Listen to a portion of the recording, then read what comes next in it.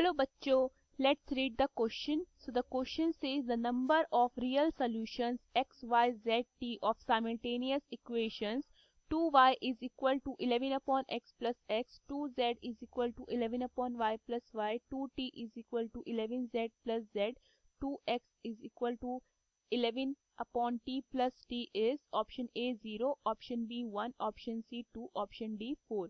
So the key concept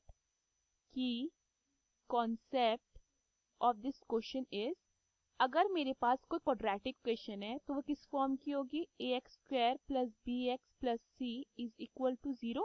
और अगर इसके रूट्स क्या है रियल है तो हमारा डिस्क्रिमिनेंट क्या हो जाता है, डिस्क्रिमिनेंट हमारा ग्रेटर देन और इक्वल टू 0 हो जाते हैं। दैट मीन्स हमारा बी स्क्वायर माइनस 4ac 0 से बड़ा या फिर 0 के इक्वल हो जाता है अगर इसके रूट्स क्या है रियल है, since roots are real. Okay so question में हमारे पास इक्वेशन गिवन है। पहली क्वेश्चन में उतार लेती हूँ, क्या है वो 2y is equal to 11 upon x plus x। इसको मैं इक्वेशन 1 मान लेती हूँ। फर्दर अगर मैं एलसीएम लेती हूँ तो मेरे पास एलसीएम लेने पर क्या आएगा 2y is equal to x and 1 का एलसीएम x आता है, ये आ जाएगा मेरे पास 11 प्लस एक्स स्क्वायर। सो ये क्या आ जाता है मेरे पास x square minus 2yx plus 11 is equal to 0। Okay so इसका डिस्क्रिमिनेंट क्या हो जाएगा, इसका डिस्क्रिमिनेंट हो जाएगा ग्रेटर देन और इक्वल टू 0। सो यहाँ पे मेरा b square minus 4ac greater than और इक्वल टू 0 हो जाएगा। दैट मीन्स माइनस 2y का square minus 4 multiply by 1 multiply by 11 क्या हो जाएगा ग्रेटर देन और इक्वल टू 0। दैट मीन्स मेरा 4y square minus 44 greater than और इक्वल टू 0 होता है। दैट मीन्स मेरा y स्क्वायर जो हो जाता है वो ग्रेटर देन और इक्वल टू 11 हो जाता है। फाइन, नाउ मेरे पास दूसरी इक्वेशन क्या है, मेरे पास दूसरी इक्वेशन है 2z is equal to 11 upon y plus y। इसको मैं इक्वेशन सेकंड मान लेती हूँ। ओके सो अगर मैं फर्दर एलसीएम लेती हूँ y एंड 1 का तो मेरा क्या बनेगा 2z is equal to y, मेरा एलसीएम आता है ऊपर मेरे पास कितना आएगा 11 प्लस वाई स्क्वायर। तो मेरे पास इक्वेशन क्या आ जाती है y square minus 2zy plus 11 is equal to 0। Okay so since d is greater than और इक्वल टू 0 सो मेरा b square minus 4ac greater than और इक्वल टू 0 होता है। दैट मीन्स मेरा माइनस 2z का square minus 4 multiply by 1 multiply by 11 is greater than 0 और equal to 0 होता है। तो मेरा 4z square minus 44 greater than और इक्वल टू 0 आता है। दैट मीन्स मेरा z स्क्वायर जो होता है ग्रेटर देन और इक्वल टू 11 हो जाता है। ओके अब मैं अपनी तीसरी इक्वेशन उतारती हूँ जो कि क्या है 2t is equal to 11 upon z plus z। इसको मैं इक्वेशन थर्ड मान लेती हूँ। ओके तो फर्दर एलसीएम लेने पर क्या बनेगा ये 2t is equal to z and ऊपर क्या आता है हमारा 11 plus z square. So after cross multiplication ये क्या आ जाता है मेरा z square minus 2tz plus 11 is equal to 0। So since d is greater than 0 सो मेरा माइनस 2t का square minus 4 multiply by 1 multiply by 11 greater than equal to 0 होता है। दैट मीन्स 4t का square minus 44 greater than equal to 0 होता है। So that means मेरा t square क्या हो जाता है, मेरा टी स्क्वायर ग्रेटर देन और इक्वल टू 11 हो जाता है। ओके अब मैं अपनी फोर्थ इक्वेशन उतारती हूँ जो कि क्या है 2x is equal to 11 upon t plus t. इसको मैं इक्वेशन फोर्थ मान लेती हूँ। अगेन मैं क्या करती हूँ टी एन 1 का एलसीएम लेते हैं तो कितना आएगा टी एन ऊपर कितना आएगा मेरा 11 प्लस टी स्क्वायर, क्रॉस मल्टीप्लिकेशन करते हैं तो क्या मिलेगा t square minus 2xt plus 11 is equal to 0। Since d is greater than 0 सो मेरा b square minus 4ac greater than 0 आता है।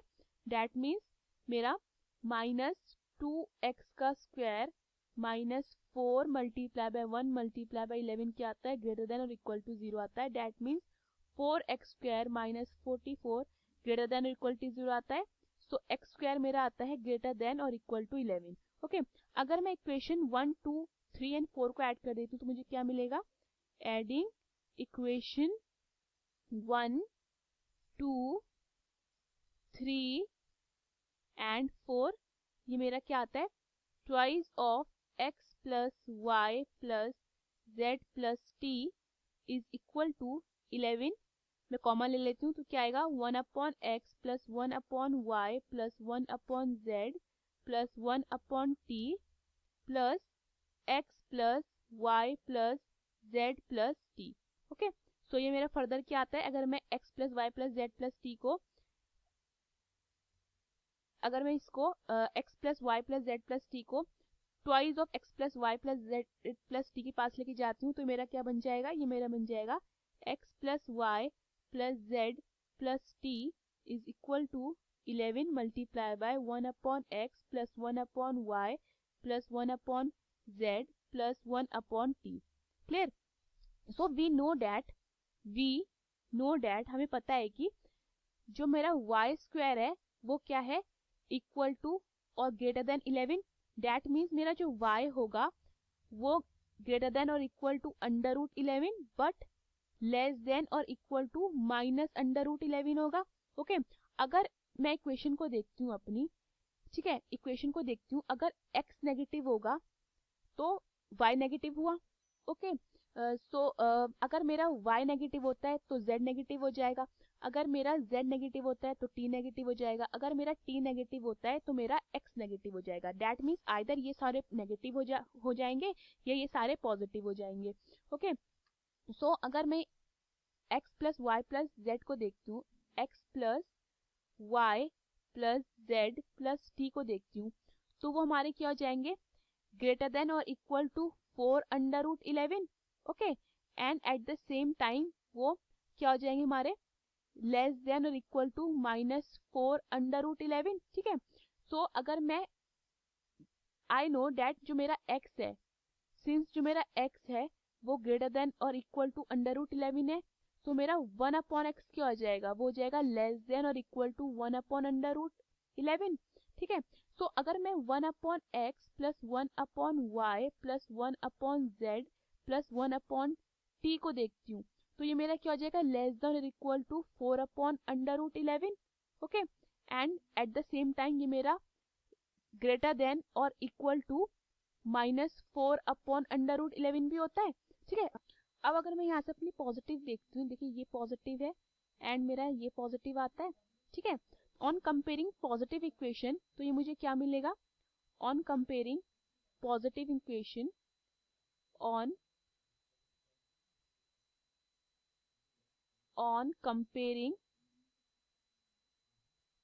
पॉजिटिव इक्वेशन, ठीक है, तो ये मुझे क्या मिलता है, x plus y plus z plus t is equal to 11 multiply by 1 upon x plus 1 upon y plus 1 upon z plus 1 upon t।